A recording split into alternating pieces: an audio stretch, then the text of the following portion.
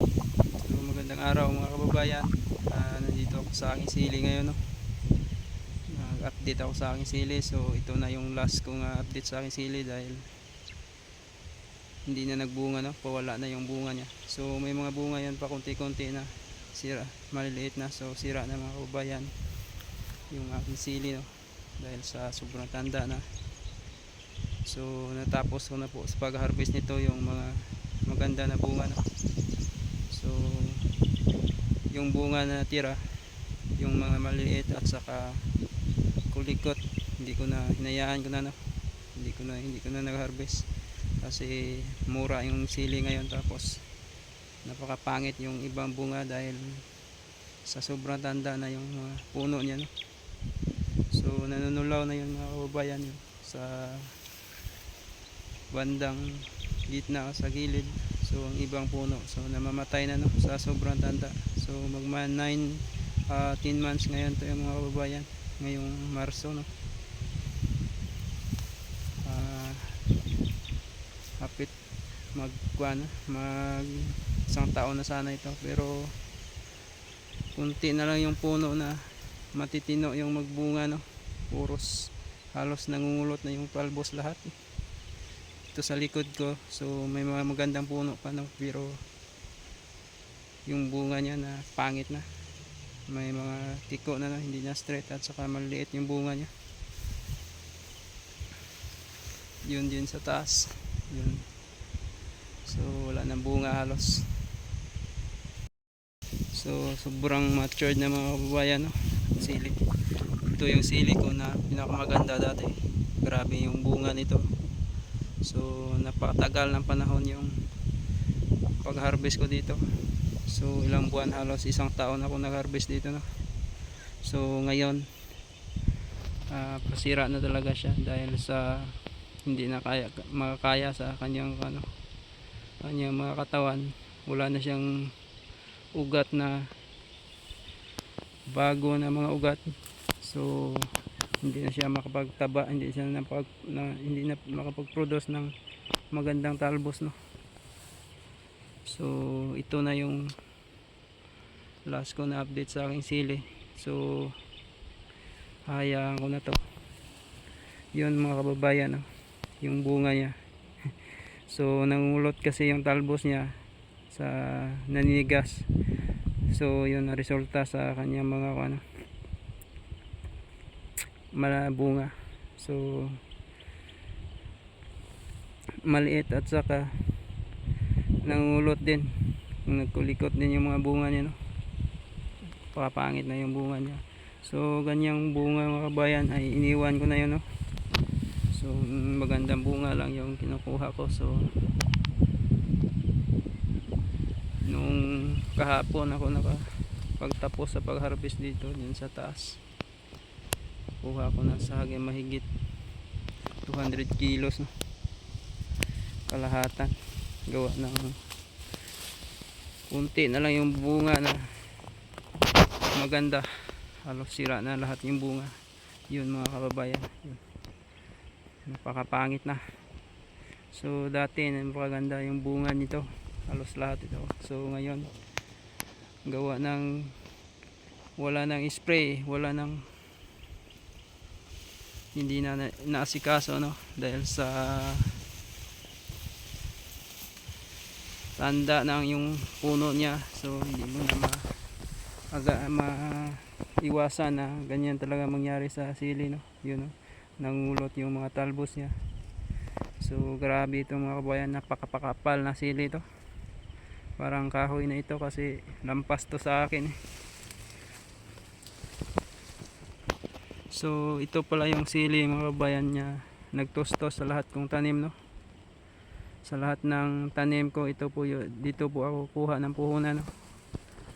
Ilang beses na ako nagtanim ng kamatis, na 3 beses na ako nagtanim ng kamatis, no. Sa ngayon may huli ako na tanim na kamatis. So dito ko kinuha lahat mga kababayan yung aking puhunan sa kamatis, sa ampalaya. Nagtanim rin ako ng ampalaya. So dito ko lahat kinuha, pati yung lahat ng aking expenses araw-araw sa mga sa bahay at sa gamot ng aking mga tanim hanggang sa abono. So yung kinikita ko dito mga kabayan, yung lahat ng binta nito, so ginawa ko po itong puhunan mga kabayan sa aking mga tanim na ibang crops. So malaki nga yung paginabang nito sa aking sili, no? Kahit lahat ng presyo ay nadaanan nito, mababa man o maganda ang presyo, mataas na presyo, ay dumaan po ito kasi napakatagal po yung pakinabang ko nito sa aking sili, no? Ilang buwan halos. So sa awa ng Panginoon, sa ngayon sobrang mura na sili. So ngayon pa siya nasira, ngayon pa siya na surrender, no? So gawa ng mababa yung presyo ng sili ngayon, 30 pesos na lang. So hindi naman ako lugi dahil ilang buwan rin nga tumama ako sa presyo nito. Noong December, noong November months, halos nakatama ako lahat sa presyo. Naabutan ko pa yung mga presyo na 100 per kilo mga kabayan, 180 per kilo, 70 per kilo. So napakalaki yung kita ko dito dahil napakatagal na panahon, no? Nung nag-harvest ako dito, patagal na panahon na napakinabangan ko yung sili. So sulit po yung sili mga kabayan, basta maganda yung pag-alaga. So hindi ka po lugi dahil napakatagal po ito mapakinabangan, dahil matagal po ito mamatay, no? So ngayon, no, napakapangit ng aking sili dahil sa sobrang tanda na yung yun ang talbos na yung puno niya. Yun mga kababayan, sa gitna, oh, nilaglag ko lahat yung pangit na bunga. So ito lang yung pinaka-advantage sa sili mga kababayan, no? Pag may tanim tayo na sili, dahil napakatagal po talaga mamatay. Hindi katulad sa ibang tanim na pag hindi ka tumama sa presyo, so malabo kang kumita, dahil pag bagsak naman presyo yung tamaan mo, hindi ka talaga kumita. Dahil katulad ng ampalaya, sitaw, ilang months na po yun, 4 months, pinakamataas 4 months, 5 months yung palaya.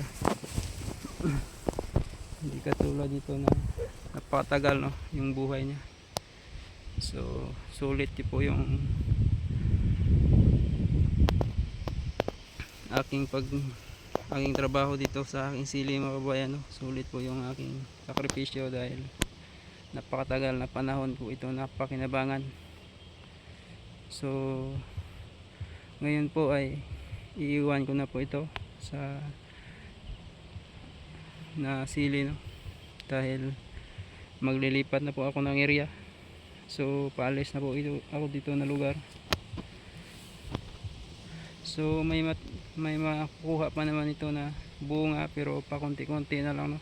So yun, no? Napakaraming bulak yung ibang portion, pero yung mabuo yan ng bunga, pero hindi maganda na bunga yung mabuo niyan, gawa ng nangulot na po yung mga talbos niya mga kababayan, no? Yung bunga niyan kulikot katulad nito. Dati walang bunga na ganyan yung sili na ito, pero ngayon, no, halos sira na yung bunga lahat, papangit na. Yun na yung mga talbos,